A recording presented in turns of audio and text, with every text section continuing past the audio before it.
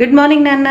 Hi good morning. Good morning. ఈరోజు మన శ్రీలు viewers, శ్రీలు family members కోసం టాపిక్ ఏంటంటే, చాలామంది అడుగుతున్న టాపిక్ అయితే, మా పాపకి 12 ఇయర్స్, మా పాపకి 13 ఇయర్స్, మా పాపకి 10 ఇయర్స్, ఇంకా బెడ్ వెట్టింగ్ చేస్తున్నారు అని. ఇంకా దీంతో పాటు ఇది కవర్ చేయొచ్చో లేదో చూడండి.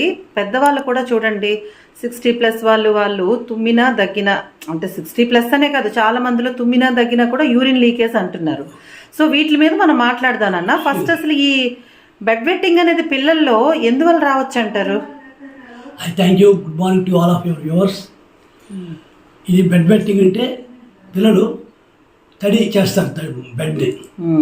దానికి కారణం బ్రెయిన్ నుంచి కిడ్నీకి ఒక సంకేతం వస్తుంటుంది. ఈ పిల్లలు పడుకుంటారు, రాత్రి డిస్టర్బ్ చేయొద్దు, రాత్రి యూరిన్ ప్రొడక్ట్ చేయొద్దు అని చెప్పి ఆ సెంటర్ నుంచి ఆర్డర్ వస్తుంది. పిల్లల పెరుగుదల ఆర్గన్లో ఆ ప్రాసెస్లో అది మర్చిపోయినప్పుడు, కమ్యూనికేషన్ లేకపోతే తెలియకపోయేస్తుంటారు. అది చిన్నపిల్లలు జరుగుతుంది. అలాగే ఇంకో వార్త ఏమిటంటే, ఏడిహెచ్, యాంటీ డైయూరిటిక్ హార్మోన్ అని ఒకటి సృష్టించే హార్మోన్ ఉంటుంది. దానికి ఒక సంకేతం ఇస్తుంది. వాళ్ళ పిల్లలు నిద్రలో ఉంటే డిస్టర్బ్ చేయొద్దు, రాత్రి యూరిన్ ప్రొడ్యూస్ చేయొద్దు అని చెప్తుంది. ఆ వార్త కూడా ఈ పిల్లల పెరుగుదలలో ఆ సెంటర్ డెవలప్ కాక కిందకి వార్త రాకపోతే వాళ్ళు తెలియక పోషిస్తారు. సిగ్నల్ రావాలి, అది రాకపోతే చిన్న ఈ ప్రాసెస్ లో పిల్లల గ్రోత్ పీరియడ్ లో కొంచెం మిస్ అవుతుంటుంది. 100కి 10కో ఆ ప్రాసెస్ వల్ల ఇది జరుగుతుంది. అంటే ఈ కొంతమందికి మిస్ అవ్వడానికి రీజన్స్ ఏముంటాయి? రెండు కారణం ఇది కాకుండా కాన్స్టిపేషన్ లో కానీ, డీప్ స్లీప్ లో కానీ, టెన్షన్ లో కానీ, ఇవన్నీ పిల్లల తాలూకా 10 years లో ఆ గ్రోత్ పీరియడ్ లో ఈ తేడాలు వస్తుంటాయి. ఆందోళన, స్కూల్లో ఏం జరిగింది, ఆ హార్మోన్ పని చేయదు, ఈ హార్మోన్స్ కొంచెం ఎక్కువ పనిచేస్తుంది. ఈ బ్యాలెన్స్ వల్ల పిల్లల్లో ఇది ప్రైమరీ అంటారు. ప్రైమరీ అంటే చిన్నప్పటి నుంచి ఈ ప్రాసెస్ అలవాటు అయిపోయి పిల్లలకు పేరెంట్స్ కౌన్సిలింగ్ చేసి తెలుసుకొని, అంటే అండి ఇప్పుడు పేరెంట్స్ కూడా ఈ పిల్లలతో గడిపే టైం ఉండట్లేదు, తెలియక వాళ్ళకి ఏం ఇది కౌన్సిల్ చేస్తే 50% క్యూర్ అని చెప్పారు సైంటిఫిక్ గా ఉంది. కాబట్టి అది చేయమని చెప్తున్నాను. రెండు, సెకండరీ ఉంటుంది. సెకండరీ పెద్దవాళ్ళకి ఆల్రెడీ ఆగిపోతుంది, మధ్యలో తిరిగి వస్తుంది. అది ఇమోషన్స్ తో పాటు యూరిన్ ఇన్ఫెక్షన్ కానీ, అది పెద్దవాళ్ళకి.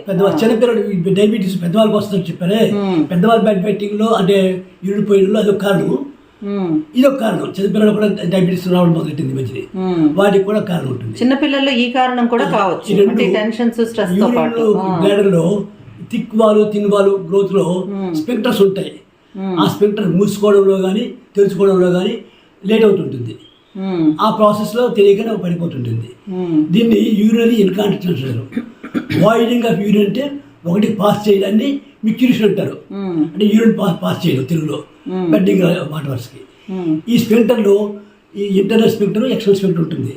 ఈ డైలిటేషన్, ఇది మందులు యాక్షన్ ఉంటుంది. కొన్ని మందులు ఉన్నాయి. ఆ మందులు చిన్నపిల్లలకి డెస్మో రాసుకోండి, DESMO ఈ డెస్మోప్రెసిన్ చిన్నపిల్లల టాబ్లెట్ ఒకటి వేస్తే 1 week లో 10 days లో క్యూర్ అవుతుంది, గ్యారంటీ. కానీ దీనికి మెయిన్ అంటే ఈ మెడిసిన్స్ అవన్నీ కూడా మళ్ళీ మీరు ఒక పీడియాట్రిషియన్ కి అది చూపించి వేయడం బెటరు. సైంటిఫిక్ గా మనం ఆలోచించుకుంటే నాన్న, ఎస్ మీరు అన్నది ప్రాబ్లం ఉండి కాబట్టి ఎడ్యుకేట్ చేయడము, పిల్లలు ఎలైట్ చేయడం, నాలెడ్జ్ తేవడం, పిల్లలు పెంచడం మన బాధ్యత. అంటే మీరు ఎస్ డాక్టర్ గా మీరు చెప్పడం 100% కరెక్ట్. కానీ అక్కడున్న పరిస్థితులు బట్టి ఒక పీడియాట్రిషియన్ ని సంప్రదించి దాన్ని బట్టి తీసుకోవడం. అయితే సైకలాజికల్ గా మనం ఆలోచించినట్లయితే పిల్లలకి ఆ ఏజ్ లో ఉండే స్ట్రెస్లు కావచ్చు, వేరియస్ రీజన్స్ కావచ్చు. ఇప్పుడు తల్లిదండ్రులకు ఆ పిల్లలతో గడిపే టైం ఉండకపోవచ్చు, దానివల్ల కూడా అవుతుంది. కాబట్టి నెమ్మదిగా పిల్లలతో ఆ కమ్యూనికేషన్ అనేది పెంచుకుంటూ చేయకూడదు, వాళ్ళకి ప్యాక్ చేస్తూ ముద్దుగా చేసి చేయాలి. రెండో పాయింట్, తల్లిదండ్రుల బాధ్యత నువ్వు గుర్తు చేసావు కాబట్టి పిల్లల తాలూకా డ్రెస్సింగ్ లో, ఫ్యాబ్రిక్స్ లో మార్పులు ఉంటాయి. బెడ్ వెట్టింగ్ లో ప్లాస్టిక్స్, రబ్బర్ షీట్స్ అవి కూడా పేరెంట్స్ బాధ్యత. అది అయ్యేటప్పుడు అసలు మనం అవ్వకుండానే మనం చూడడానికి ఏంటంటే బేసిక్ గా ఈ కమ్యూనికేషన్ పెంచుకుంటూ పిల్లలు వచ్చిన తర్వాత వాళ్ళకి ఏం సమస్యలు ఉన్నాయి అనేది వాళ్ళతో ఫ్రెండ్షిప్ డెవలప్ చేసుకుంటేనే వాళ్ళ నుంచి వాళ్ళు ఓపెన్ అప్ అవుతారు. కాంటినెంట్స్ అంటే ఒకటే హోల్డ్ చేసే ప్రాసెస్ ని కాంటినెంట్స్ అంటారు. ఇన్కాంటినెంట్స్ ఆ హోల్డ్ పోతాయి. దీనికి పేరెంట్స్ కూడా కౌన్సిల్ చేసి టెన్షన్ లేకుండా ఆ ఇన్కాంటినెంట్స్ కి సహకరించకుండా కాంటినెంట్స్కి సహకరించే విధంగా పిల్లల్ని కౌన్సిల్ చెయ్యాలి. పడుకోవడానికి జస్ట్ బిఫోర్ వాటర్ ఇవ్వకూడదు, పాస్ పోయించాలి. యూరిన్ పాస్ పోయించేసిన తర్వాత వాటర్ అనేది ఒక 2-3 అవర్స్ బిఫోర్ ఇచ్చి, అంటే ఇది కొన్నాళ్ళు చేయాలి. నీరు రాత్రి పడుకునే తాగకూడదు. ప్రాబ్లం ఉంది కాబట్టి అప్పుడు పడుకొని వాళ్ళతో కూర్చుని, అప్పుడు ఫ్రెండ్షిప్ డెవలప్ అవుతుంది కాబట్టి పిల్లలు వాళ్ళ సమస్యను షేర్ చేసుకుంటారు. షేర్ చేయకుండా పొగడాలి, నీ తప్పు కాదు, ఇమోషన్ తప్పు కాదు, జబ్బు లేదు, ఇమోషన్ తప్పు కాదు, నువ్వు ఇంక రాదులే, నీ సమస్య ఏంటి అనేది వాళ్ళు ఓపెన్ అప్ అయితే ఆల్మోస్ట్ నాన్న అంటే సైకాలజిస్ట్ గా నేను మాట్లాడేది, టాబ్లెట్స్ డాక్టర్ గా 100% రైట్స్ మీకు ఉన్నాయి, కానీ అక్కడున్న సిచ్యుయేషన్స్ బట్టి వాళ్ళ అందుబాటులో ఉన్న పీడియాట్రిషియన్ ని సంప్రదించి చేయడం బెటరు. మనం ఇద్దరం కలిసి చేస్తున్న ప్రయత్నం, నేను మా డాక్టర్ నాన్నలో భాగంగా ఒక సైకాలజిస్ట్ గా నేను చెప్పేది ఏంటంటే, పిల్లలతో ఈ యూరిన్ పాస్ చేసే పిల్లలనే కాదండి, జనరల్ గా చాలా మంది పిల్లలు స్కూల్కి వెళ్ళి వచ్చే ప్రాసెస్ లో తెలియకుండానే భుజాలు జారిపోయేటంత బరువు పుస్తకాలు మోస్తూ ఉన్నారు, మనసు బరువుతో నిండిపోయేంత అర్థం కాని ఎమోషన్స్ కూడా నింపుకుంటున్నారు. సో దీనికి తల్లిదండ్రులుగా ఎక్కువ టైం, అంతకు మించి ఇప్పుడు వాళ్ళకి వేరే ఇంపార్టెంట్ పనేమి కాదు, మాకు వీళ్ళే ఇంపార్టెంట్ అని అనుకుని ఒక స్టేజ్ వరకే తీసుకురాగలిగితే ఆ తర్వాత లైఫ్ అంతా కూడా పిల్లలు ఓపెన్ అప్ అవుతారు, వాళ్ళ మైండ్స్ ఫ్రీ అవుతాయి.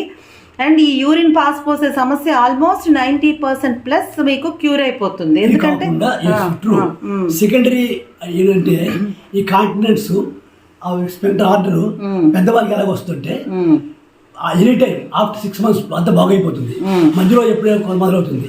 అలాంటి వాళ్ళకి యూరిన్ ఇన్ఫెక్షన్ కానీ అక్కడ కూడా ఈ టెన్షన్స్ కూడా పేర్ చేస్తాయి, పెద్దవాళ్ళు కూడా వస్తుంది. అప్పుడు కూడా డయాబెటీస్ కూడా ఒక కారణం, యూరిన్ ఇన్ఫెక్షన్ కారణం, కిడ్నీలో స్టోన్స్ ఫార్మ్ అయిన ఇలాంటి ఇర్రెగ్యులారిటీస్ ఆఫ్ యూరిన్ ఫార్మేషన్ లో కానీ పెద్దవాళ్ళు జబ్బులు, పెద్దవాళ్ళతో పాటు పిల్లలకు కూడా ఉంటాయి, ఇలాంటివి ఉంటాయి.